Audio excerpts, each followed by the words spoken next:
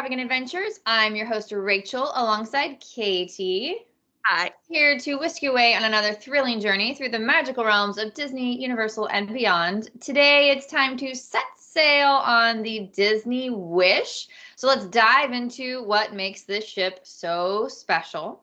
But first, thank you to our sponsor, Alonzi Travel, the ultimate family theme park experts, or cruise experts. Planning cruise trips can be overwhelming, but Alonzi Travel is here to make it stress-free. With their years of experience, they're your lightning lane to hassle-free travel. They handle all the details, allowing you to focus on having fun with your loved ones. Whether you dream of Royal Caribbean, Disney Cruise Line, Virgin Voyages, they've got it covered, tailoring the trip to your family's needs. Visit alonzi-travel.com/take the trip for a magical adventure. Oh, I like the little improv there. On the Yeah, fly. thanks. On the fly. But I mean, we're all Taylor, it's a dreaming. Disney cruise or cruise line, obviously. But I know we all dream more of the Disney Cruise Line. I mean, it is the ultimate cruise. I mean, there's a reason it's called the Wish, and today I'm wearing my Wish merch. So this is actually an altered Spirit jersey. I cut off the sleeves and I cut the neck off. So on the back it says Wish. They're so cute, and I have wanted to do that, but then I'm also do I really want to cut a Spirit jersey? They have it it's easy. You just cut on the seam. Yeah, on the line. Yeah, it has the line. Yeah, super easy. Anyway, and these are the inaugural Disney Wish ears from Loungefly. They say Disney Wish on them. And it says inaugural sailing. Because I was on. You were on the inaugural sailing? Not the inaugural sailing, but I was on the inaugural season. Yes, you were in the beginning, but not that very first one. Yeah, so we sailed 2023, and I guess they consider their season to be a 12-month. So it started, when did it set sail? That's July of 2022. We sailed January of 2023, so it was still the inaugural. So I saw them and I said, I want them. Yeah, you had to have those. Yeah. And there was a lot of hype around the Disney Wish and that first sailing and, that first inaugural season because it was the first Titan class ship. So tell us about Titan class. Okay, so exciting. It was exciting. So basically, when the Wish came out, it was the first of the Titan class ships. There have been two more. The Treasure, which just started sailing. The Destiny, which is coming around this time next year. This time being November. It's December now. Oh gosh. Time is flying. Happy holidays. And so the Titan class are, I'm trying to think of the wording to even everything that makes Disney cruising amazing, but bigger and better. Bigger theming, better theming. Just what you look like you. I totally disagree with a little bit of that, but that I always figured we'd talk about that with the pros and cons. Yes, but so if you've been on any Disney cruise before, on the Dream, the Wonder, the Fantasy, or the Magic, this ship is a complete opposite of that.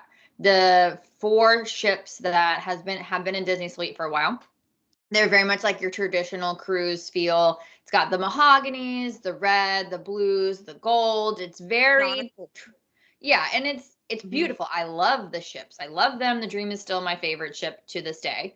However, it is really nice to be on the Wish because it's very whimsical, very a little bit Art Nouveau inspired, which is so fantastic. And it's got more silvers, so it feels more modern. Mm-hmm. Very much which so. I appreciate. I hate mahogany. As a hotel snob, if I walk into the hotel and I see freaking mahogany everywhere, I just I lose it because I feel like we're stuck in the 90s and I hate it so much. So the updated color scheme and everything, I appreciate. It brings new life to the Wish and the Titan class. Yes. It does. They're beautiful. They're beautiful ships. I haven't been on one. I want to be on one. I am probably booking the Treasure soon. with my I'm Disney going to book Cruise the, Line the Destiny's placeholder. probably the one that I'm going to book first because of the Hercules everything. Like I have to. The Treasure doesn't super appeal to me. The Destiny. It's my destiny. You're welcome. So, okay, well, this is a good plan though. So I'll go on the Treasure and you can go on the Destiny, and that way we have experienced all of them and we can bring this info back to you wonderful clients who are watching us right now. Yeah. Approved. So since we're talking kind of about the Titan class, so specifically for the Wish, there's a lot of things that are unique to the Wish. First of all, this was the first of its cruise ship to have different themes in the stateroom. So previously, like I kind of mentioned, all of the Disney cruise ships were just generic nautical, which is cute, but just generic. Now with the Wish, we've got Cinderella, Tiana, Rapunzel, Anna and Elsa, Moana, Ariel, and Sleeping Beauty, all themed. And when I say themed, it's just the artwork and the headboard and everything, but it's super cute. So if you, we have a spreadsheet of the themes, and sometimes we can get you where you want. If it's a stateroom we know is a theme for, we have, you know, as a collective unit, it's a whole group effort, but we haven't been on every single stateroom, so we don't have all of them. But I can tell you, concierge level is Rapunzel. That's the only place you'll see concierge level. Yes. Another reason to work with us is because that is a frequently asked question: is what theme is this room? How do I get to this particular theme? And yeah, we kind of all share that information between each other and try to, you know, that's another reason to work with the travel agent, is because we network with our other agency friends. So this is a document that Disney travel agents as a whole who are in our select group have access to, which is nice. So that's number one. Number two, it's first of its kind Marvel dining. So there's Marvel on no other ships except for Marvel dining. Let me specify, sorry. Marvel dining. Marvel dining. Yes, at on the Disney Wish, and it's interactive. So there's like a light cell on your table, and there's video screens everywhere with like constant. It's kind of like information overload. Like it's a lot, and then characters come out. They do not stop at your table though, which is a little annoying. When we were there, it was Ant-Man and the Wasp. So like, I don't really care about Ant-Man and the Wasp anyways. But I think they changed the characters because somebody said they were on the Wish and they saw Spider-Man. Really? Yeah, but it is very much like Ant-Man and the Wasp makes sense because that is the theme of the like show that's in the actual, you know, restaurant experience. So right, because they come out, the servers will come out with like big fake Mickey bars, and like it's the whole thing. So I don't know. Someone said Spider-Man came out, but usually it's Ant-Man and the Wasp. I wouldn't book this cruise just thinking that Spider-Man's going to come out, because I haven't heard that. No, if you want to for sure see Spider-Man, then you need to do a Marvel Day at Sea. So that's not this one. And then they also have, I guess it's not first of its kind, but we'll talk about the second dining in a second. But adult only dining, Enchanté replaces Remy. Enchanté is still French inspired. I don't know. They're not really the same, but they are the same. Yeah. But Enchanté is a beautiful restaurant. Which one do you like better? Enchanté, because I prefer French food. I feel like I have a real hard time paying $75 for Italian food,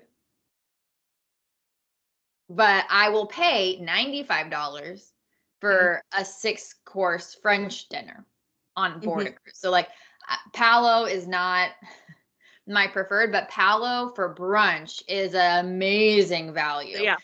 Yeah. But okay, so Enchanté is adult only dining. It's beautiful. Palo Steakhouse is the upgraded version of Palo. So Palo is on all the Disney ships.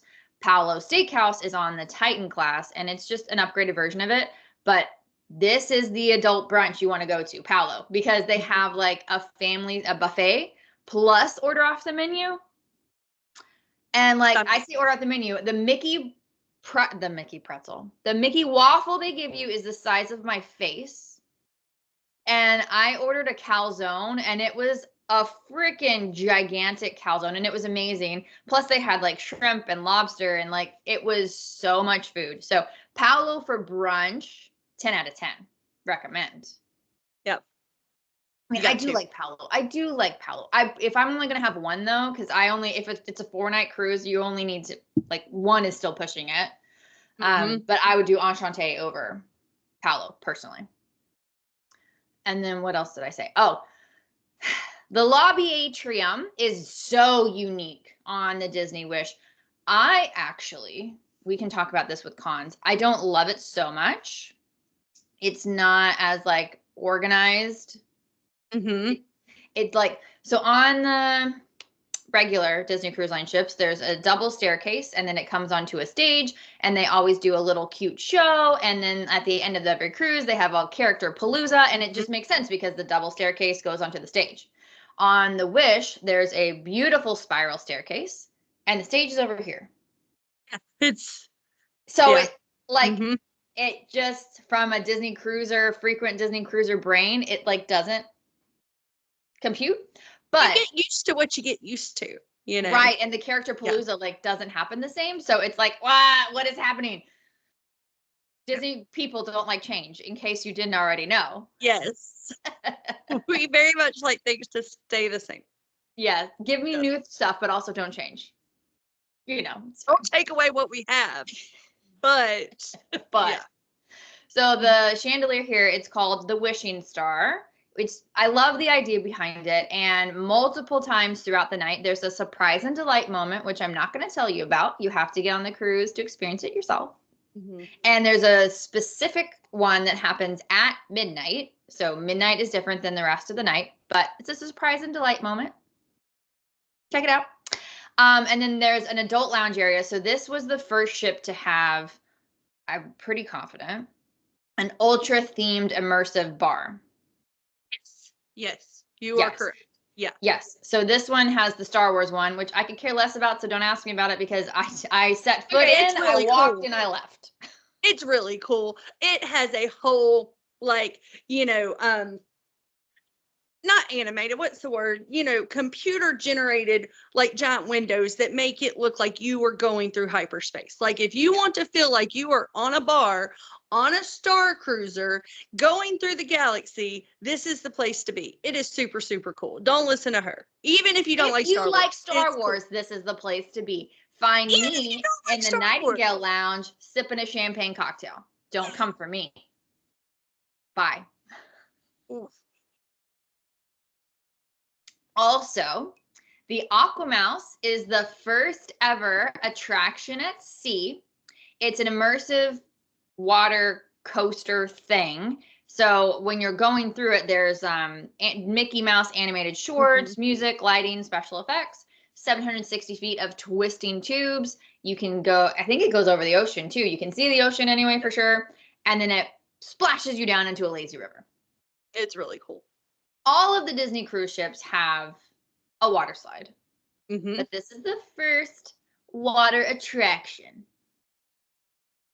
Cool. Do you want to tell us about our dining options? And when I say dining options, these are with the exception of one of them, the included dining options. These are part of your cruise fare. So you're going to have 3 rotational dinings. Rotational dining means that you are going to visit one of these dining options each night of your cruise. If you have a 4-night cruise, you will go to one twice. And you won't find out what that rotation is until you check in that day. Yes. But the really cool thing about Disney Cruise Line is your wait staff is going to go with you. So it's not like if you have an allergy or something like that, you're not going to have to explain it in every single restaurant. Your wait staff is going to be with you the entire cruise, really get to know you. Can we just talk about this for a second? This is my second favorite thing on the Disney Cruise Line, because like they'll get to know you. Like the first night, they're feeling you out. They're figuring out your life, right?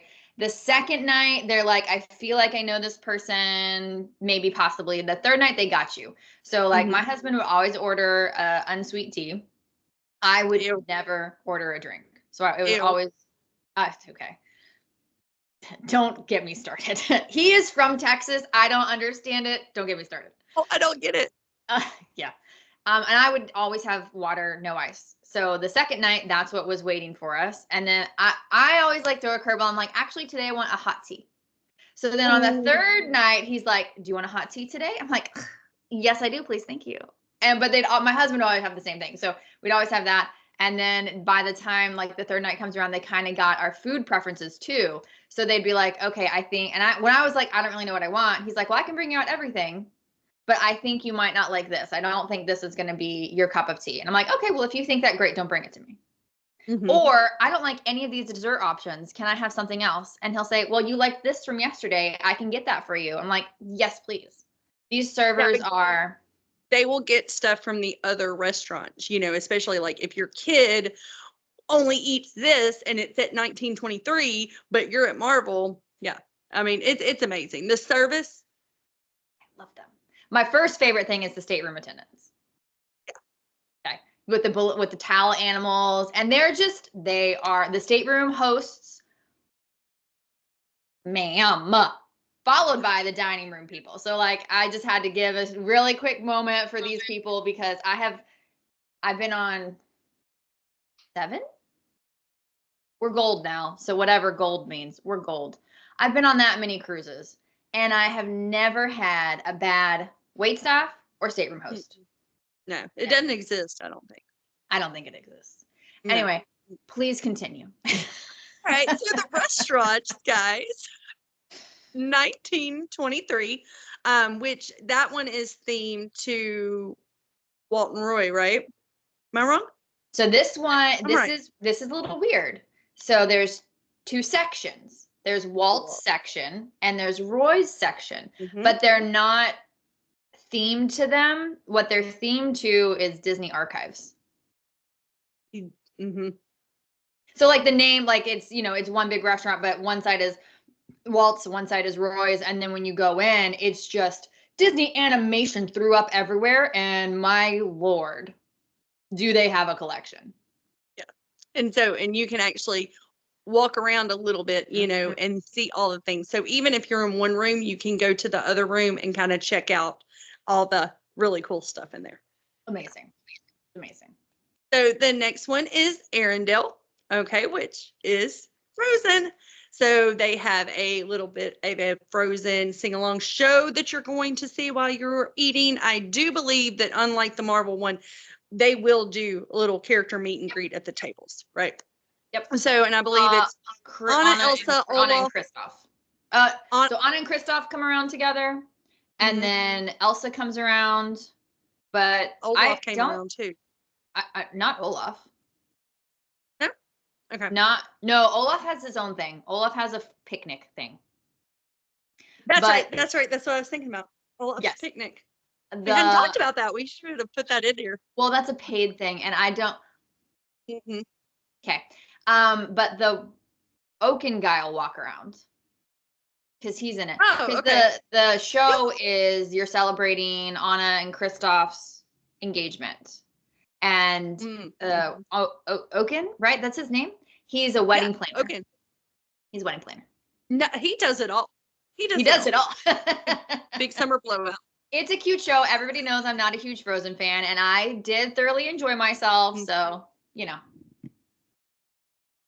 And then the Worlds of Marvel that Rachel kind of already went all through that. The Marceline Market is the buffet. It is phenomenal. And then you're going to have the Mickey and Friends Festival of Food, which is a bunch of like quick service options all thrown into one location, which I love that. I absolutely love that because we've had this issue on Royal Caribbean where, yes, there's a lot of quick service options, but they are all on different locations of the ship. And so I've had one kid saying, I want to go to the boardwalk and get a hot dog. And the other kid's like, I want to go to Sorrento's and get pizza. And I'm going up and down those elevators to make everybody happy, whereas it's all together in one location here. And I think it's great. It is one location separated though. So like each one, so it's like, it's actually, to your point, super convenient because it's all kind of in a horseshoe, but they're all it's like a food court. Yeah, so one is Donald's Mexican, one is Cantina, one is Goofy's, I think, barbecue. There's a hot dog one, there's a pizza one, there's a salad one, and they're all just kind of boom, boom, boom, boom, boom. So you can eyeball your kid that's getting a hot dog while you're making your own burrito bowl. And it's all, it's great. It's That's an excellent point. It's like what a food court used to be at the mall when the mall used to be a thing. Remember how nice that was when we used to actually go to the mall and not shopping centers? Yeah. But yeah, so it's really, really convenient. So, because I don't know, like my kids can never agree on what they want to eat. Well, and it's really solid, like diverse food, because the cantina, Donald's Cantina, it felt like Chipotle, not as high quality as Chipotle, but the food was good. The barbecue was decent, you know, all of the little things, like, and especially the salad for those who are trying to be a little more health conscious. The salad, make your own salad stuff, that's fantastic. Like, for quick service options, I was happy. And I love a good crappy pizza. I love a good crappy pool pizza. And this is good crappy pool pizza. Mind when you say that, because I'm a chicken tender queen, right? I love a good, chicken tender. And like, you're like, give me the pizza. And I'm like, that is so off brand for you. For me, I love pizza. I know, but it's off brand that you like the, crappy pizza. Like, well, we've talked about I know it's going to be crappy pizza. So I'm like, man, I just want a crappy slice of pizza. And it's free. So I'm like, let me get this crappy pizza. And you're probably like, just give me a crappy frozen chicken tender. I want the chicken tender. Like, give it to me. If you have honey mustard, even better. Yeah. There's a moment for these things. And when I'm just like wanting something to snack on a Disney cruise or any cruise, like, just give me the crappy pizza. It's fine. Yeah. Sorry. And then there is the Inside Out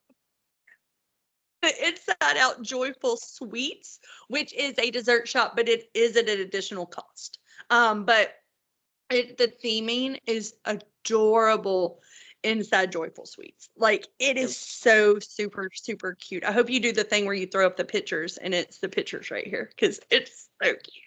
Well, we'll see. That's a lot of work. In editing, what happens? But in post, we'll see if I have time to put it in post.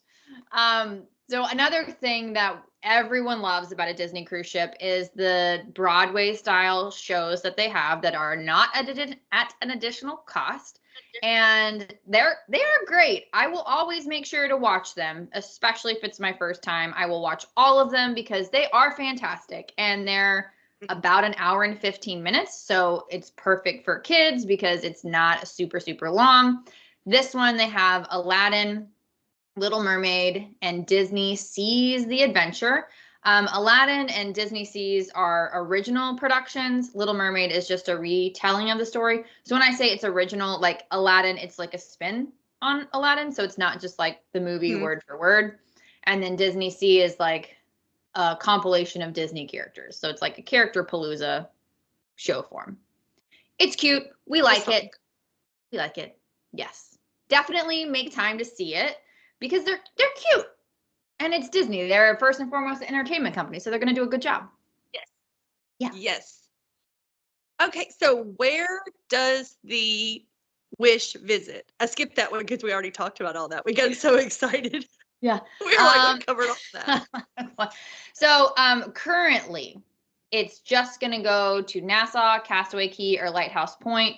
Not all of those at the same time. It just depends on the itinerary, and the itinerary is going to be currently 3 or 4 night sailings from Port Canaveral only. So that's the only place you'll see the Disney Wish as of today. As we've discussed on our D23 roundup, we have a lot more ships coming. So that may change in the future. But as of right now, it only does the shorter sailings, which good and bad. I don't like 3 night sailings. We both agreed 3 night sailings are only good if that's like all you have time for. We prefer a 4 night. It gives you a little bit more time to experience the ship, experience Disney Cruise Line. But the one pro to that, with it being from Port Canaveral and having the shorter sailings, is you are so close to Walt Disney World. Yes. So if you wanted to do a couple of days in the parks and then go do a cruise afterwards, it is very accessible to do that. You can even get transportation from Walt Disney World to Port Canaveral.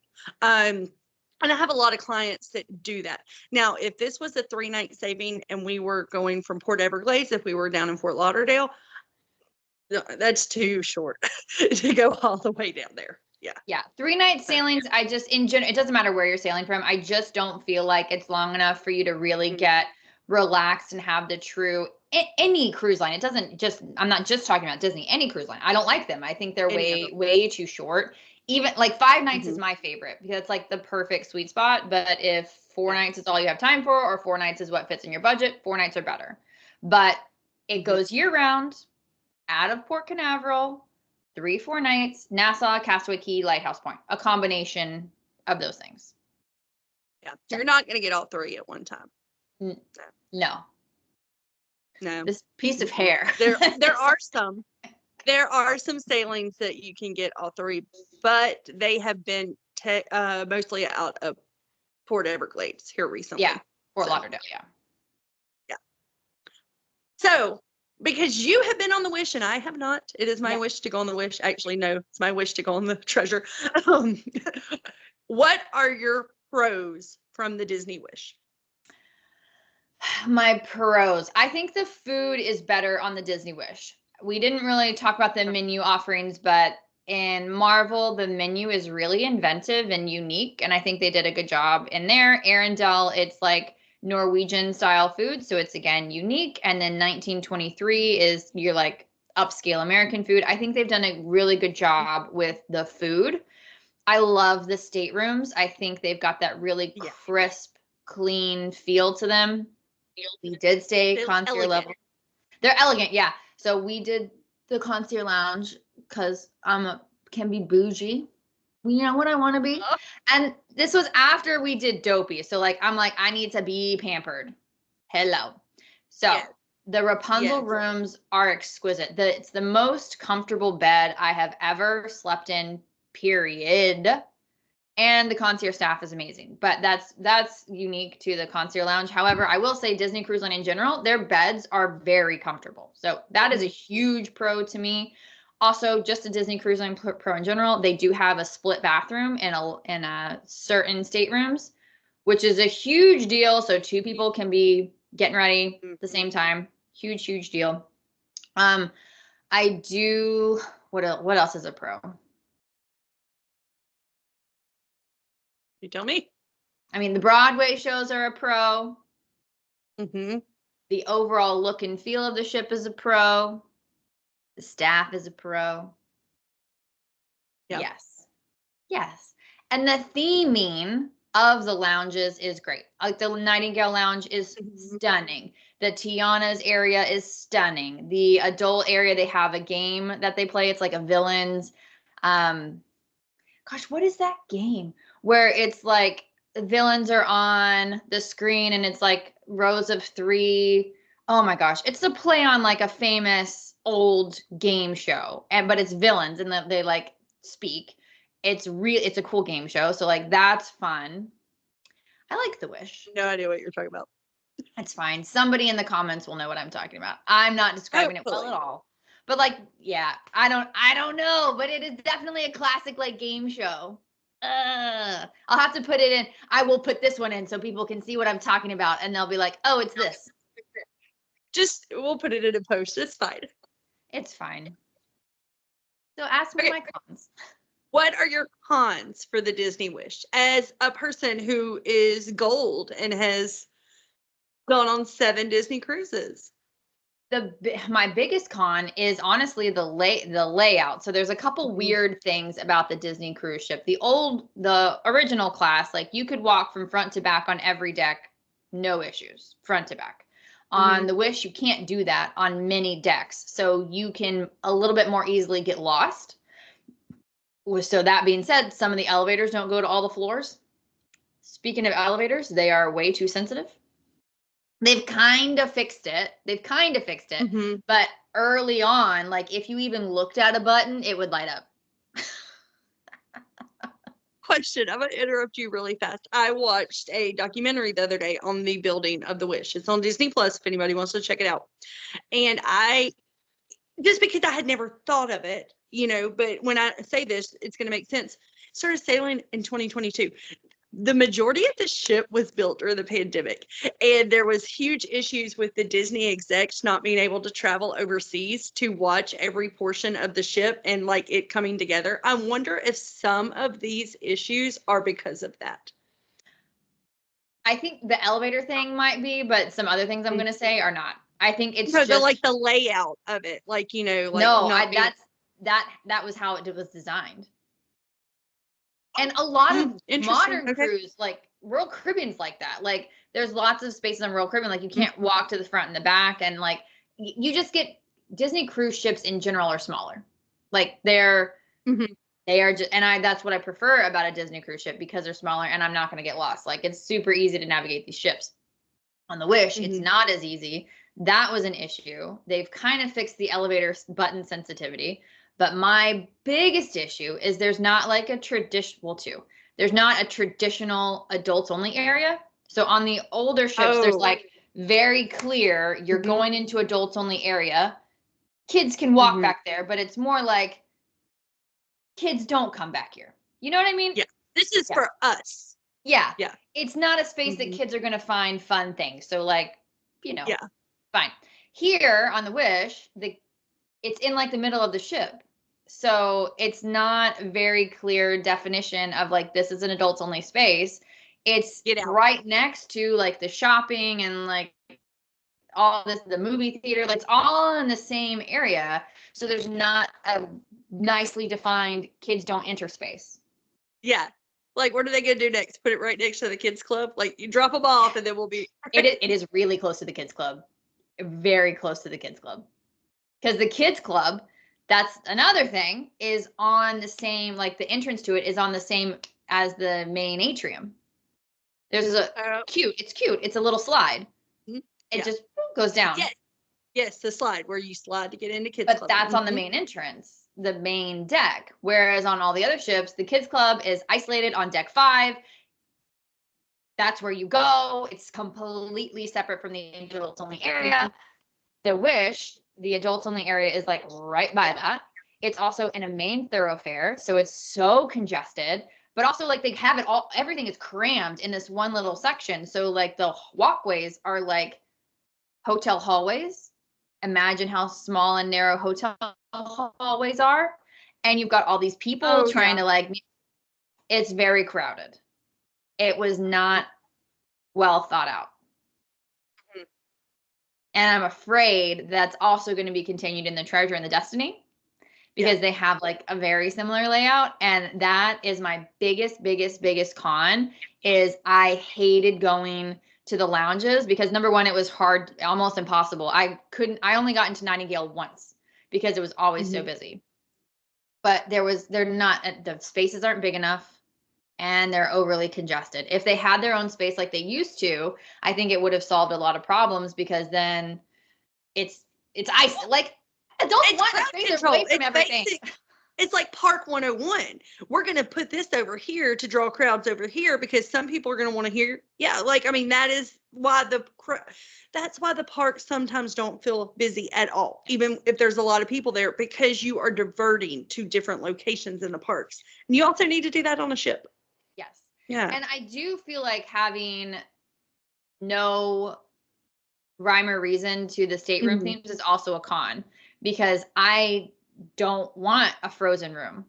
I would, if I was wanting a regular stateroom, I would want Sleeping Beauty. And if I didn't get that, I'd be kind of bummed. So right. Like it would be nice if each deck was like, this deck is Cinderella, this deck is blah, blah, blah. You just knew where it was easier to know where each theme was, but not they're all up in each other except for Rapunzel. But I think with the Destiny, it is specific to decks. We'll find out. Because there was some information released from Disney. I had it. I read it. Anyway, we're getting off topic, but yeah. Yeah, so like, there's a lot of pros with it. Like I said, I mean, the food being good is like a huge pro because everyone complains about the quality of food in general. So I think the food was good. The comfort of the staterooms, which is also super important. That is definitely a pro. And honestly, 1923 by itself is a huge pro. To be able to like see these, like it was really cool to see all the concepts and stuff they have. I did walk around in it because the first day you can tour all kinds of stuff. And I saw like Sword in the Stone stuff. It was great. We were seated across from like the Sleeping Beauty stuff for our rotational dining. So I got to like stare at all that stuff while I was there. And I'm like, this is perfect. Not even talking to your husband. You're just looking. You're like, yeah. I mean, it was also like the last night of the cruise when you're like, I got the sads because I have to get off the boat the next day. But yeah. So like having the Disney archives there is so cool. It's so cool. I don't know. There's a lot of pros, but the cons to me, like having a congested, that's why I don't sail with certain cruise lines, because I don't like feeling like a sardine. And that was for me a really big con as an introvert. Like there was not an adult space where you can go that wasn't people-y. The only non-people-y spot was my stateroom. And this was a cruise in January. So this wasn't even a sold out cruise. Yeah. It was a less people-y cruise. Yes. And it felt people-y in those areas. So yeah, that's the Wish. If you have any other questions about the Wish, hit us up in the comments. If you know what game show I'm talking about, put that in the comments and help people out. We don't know. We don't know. It'll come to me at the stupidest time and it'll, whatever. It's fine. I'll probably figure it out and then I'll put it in here post and then it'll just pop up. It's going to be so cute. I don't know the name. It'll be there. And also, if you have not experienced the magic that is Disney Cruise Line, it is a great time to go. We can book out right now up until mid-2026, So get in touch with us. What is it? /take the trip? Alonzi-travel.com/take the trip, or all of our social media handles are in the show notes. So if you want to reach out to somebody specifically, Katie or myself, all of our stuff is in the comments. And make sure you like, share, subscribe, all of the things. I don't know what we're talking about in 2 weeks' time, but we have another show coming up in 2 weeks' time. But until then, hit us up on the socials. We can't wait to plan your next amazing Disney Cruise Line. Bye. Bye.